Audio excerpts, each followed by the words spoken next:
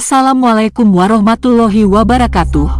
Para sahabat muslim yang dirahmati Allah Subhanahu wa Ta'ala, dalam sejarah Islam ada sebuah kisah mata air.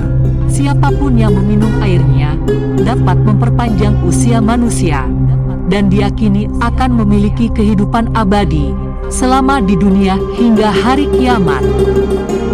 Kali ini akan menceritakan kisah mata air kehidupan. Diceritakan ada seorang raja agung yang mampu menaklukkan dunia timur dan barat, meski kekuasaannya luas tidak lantas menjadikannya sombong dan semena-mena. Justru sebaliknya, ia menjadi salah satu raja yang beriman dan bertakwa kepada Allah Subhanahu wa Ta'ala. Raja tersebut bernama Iskandar Zulkarnain, sekitar tahun 322 sebelum Masehi. Raja Zulkarnain berjalan di atas bumi menuju ke tepi belahan bumi yang lain. Sebutan ini dikenal sebelum ada istilah timur dan barat. Dalam perjalanan tersebut, Allah Subhanahu wa Ta'ala mengutus malaikat Rafail untuk mendampingi sang raja. Di tengah perjalanan, Raja Zulkarnain berkata kepada malaikat Rafail, "Wahai malaikat Rafail, ceritakanlah kepadaku tentang ibadah para malaikat di langit."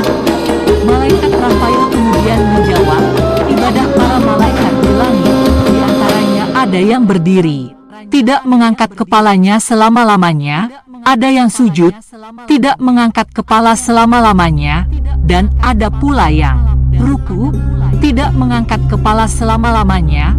Mendengar jawaban malaikat Rafail tersebut, Raja Zulkarnain termenung. Di benaknya muncul keinginan untuk melakukan ibadah yang sama seperti halnya malaikat.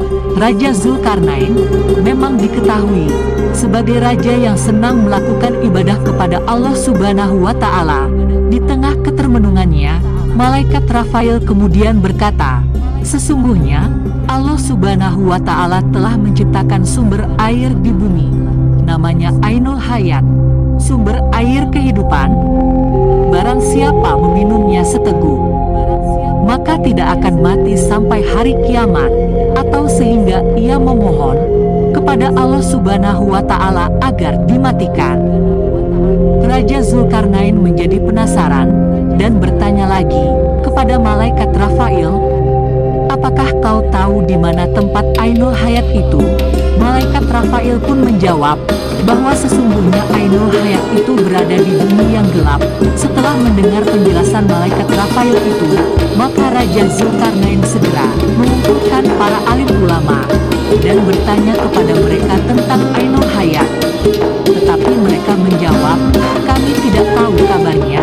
Namun, ada seorang alim di antara mereka yang menjawab, "Sesungguhnya, aku pernah membaca di dalam wasiat Nabi Adam alaihi salam. Ia berkata bahwa sesungguhnya Allah Subhanahu wa Ta'ala meletakkan Ainul Hayat di bumi yang gelap." Ketika Raja Zulkarnain bertanya, "Di manakah tempat bumi yang gelap itu?" Orang alim itu pun menjawab lagi, "Di tempat keluarnya matahari." Menurut beberapa penafsiran, orang alim yang dimaksud tersebut adalah Nabi Khidir alaihi salam yang ikut dikumpulkan Raja Zulkarnain bersama orang-orang alim lainnya. Nabi Khidir alaihi salam kemudian menjadi salah seorang yang diajak Raja Zulkarnain dalam ekspedisinya mencari sumber mata air Ainul Hayat tersebut. Nabi Khidir alaihi salam pun menjadi salah satu yang memimpin pasukan. Mereka menempuh perjalanan jauh untuk mencari Ainul Hayat hingga menjumpai tempat keluarnya matahari tepat pada arah kiblat. Mereka diketahui melakukan perjalanan selama 12 tahun. Begitu sampai di tepi bumi yang gelap itu, dikisahkan gelapnya seperti asap, bukan seperti gelapnya waktu malam. Kemudian Raja Zulkarnain masuk ke tempat tersebut dengan didampingi oleh Nabi Khidir alaihi salam. Saat mereka berjalan, Allah Subhanahu wa Ta'ala memberikan wahyu kepada Nabi Khidir alaihi salam. Sesungguhnya Ainul Hayat itu berada di sebelah kanan jurang, dan Ainul Hayat itu aku khususkan untuk kamu. Setelah mendapat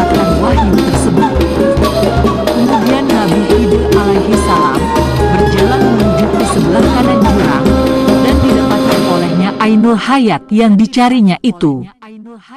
Nabi Khidir alaihi salam lantas melepas pakaiannya dan menuju Ainul Hayat tersebut untuk mandi dan meminum airnya.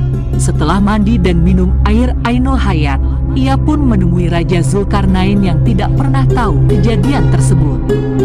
Sementara Raja Zulkarnain dikisahkan berkeliling selama 40 hari di tempat yang gelap gulita itu, tanpa berhasil menemukan letak Ainul Hayat. Sejumlah ahli tafsir menyebutkan, berkat Ainul Hayat tersebut, Nabi Khidir alaihi salam diketahui masih hidup, dan keberadaannya masih ada di bumi hingga saat ini. Kisah perjalanan mencari Ainul Hayat juga ditafsirkan dalam kitab Al-Futuhat Al-Ilahiyah. Namun, kisah ini juga memiliki beberapa penafsiran yang berbeda. Dalam tafsir An-Nasafi, disebutkan Raja Zulkarnain pada mulanya mengetahui tentang Ainul Hayat dari kitab-kitab terdahulu, bahwa salah seorang putra Sem pernah meminum dari Ainul Hayat, lalu dia hidup abadi hingga hari kiamat. Penafsiran itu berbeda dengan tafsir mengenai Raja Zulkarnain yang mengetahui tentang Ainul Hayat dari malaikat Rafael dan Nabi Khidir alaihi salam. Pada dasarnya, tidak ada hadits sahih perihal kepergian Raja Zulkarnain dan Nabi Khidir alaihi salam dalam mencari Ainul Hayat. Kisah ini juga dituturkan dalam Israiliyat, yaitu cerita-cerita yang kerap kali dibawa oleh orang-orang Yahudi yang masuk Islam. Meskipun demikian, sebagian ulama berpendapat bahwa Ainul Hayat itu memang ada, dan Nabi Khidir masih hidup hingga kini. Di antara ulama-ulama tersebut yang mempercayai tentang ini, yaitu As-Suyuti dalam kitab Hasyaish, Wahb bin Al-Munabbih dalam Al-Muntada, Imam An-Nawawi. Wallahu a'lam. Semoga kisah ini dapat bermanfaat dan menambah pengetahuan kita. Terima kasih. Wassalamualaikum warahmatullahi wabarakatuh.